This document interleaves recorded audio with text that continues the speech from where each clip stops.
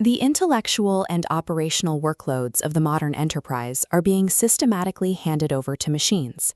Tasks that previously required deep analytical focus, data synthesis, logistical planning, and operational execution, now lock into place automatically. As algorithms absorb the technical weight of a professional life, a seductive illusion takes hold among executives. The assumption is that because software now handles the intellect, the quality of human relationships matters less. The opposite is true. Human beings are social creatures by biological architecture. UCLA neuroscientist Matthew Lieberman established that the brain's default mode network is a social cognition network. Social processing is our baseline state. This chart plots the specific variables that dictate team learning and performance, drawn from Amy Edmondson's research and Google's Project Aristotle. Notice the leading indicator.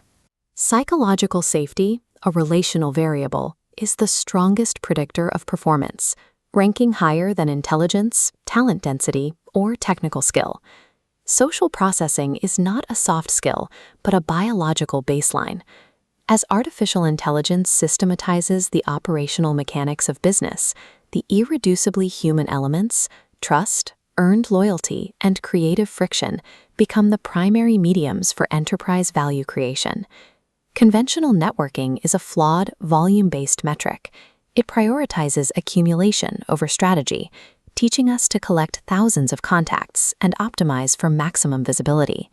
This approach ignores a firm cognitive limit. You cannot maintain hundreds of genuine, trust-based connections.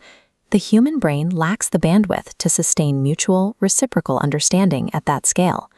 We must distinguish between a network and an ecosystem. A network is a static asset you possess. An ecosystem is a functional environment you deliberately design. In a high-speed technological landscape, a digital network lacking structural depth is a liability. It requires constant maintenance, while providing no actual resilience when market conditions shift. Sociologist Ronald Burt identified that professional value comes from occupying structural holes, bridging positions that connect otherwise isolated communities.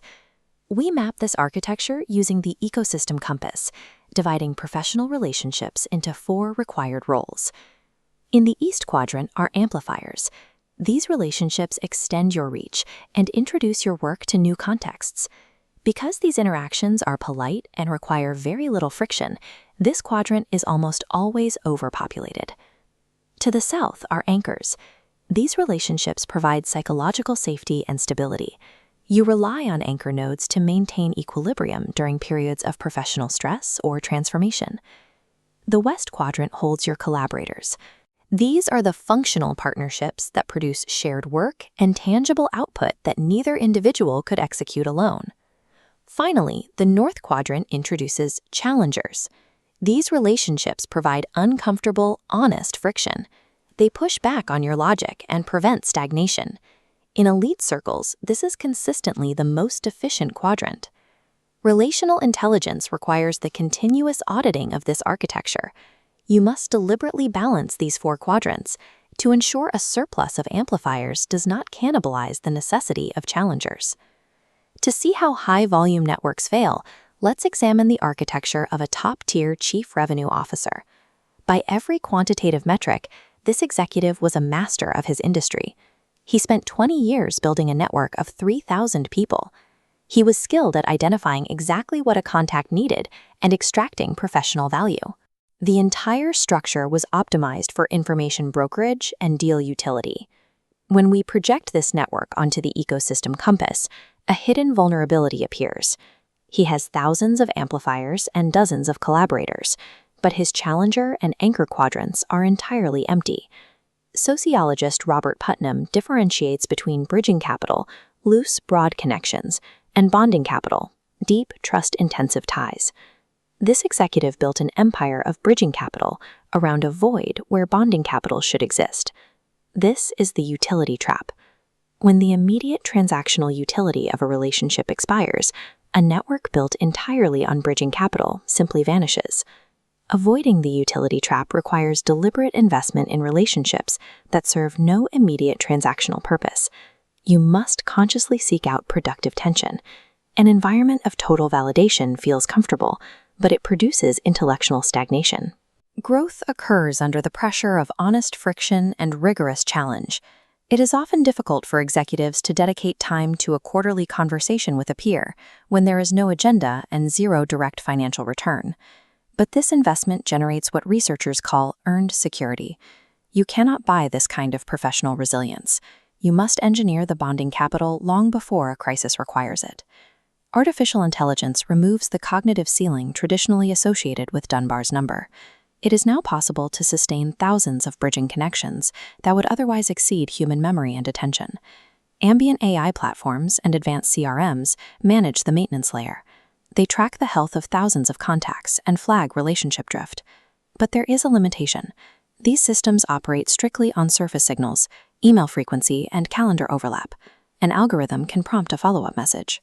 It cannot generate the psychological safety or mutual vulnerability required for actual bonding capital. Executives who attempt to outsource relational depth to a machine end up with a functionally hollow, automated illusion of an ecosystem. The high-leverage application of this technology involves deploying large language models as relational thinking partners. In Phase 1, AI models relational dynamics and identifies blind spots. In Phase 2, the AI steps away. The interaction is human. This is where bonding capital is forged. Phase 3 is the post-conversation audit, using AI to measure relational impact against your intent.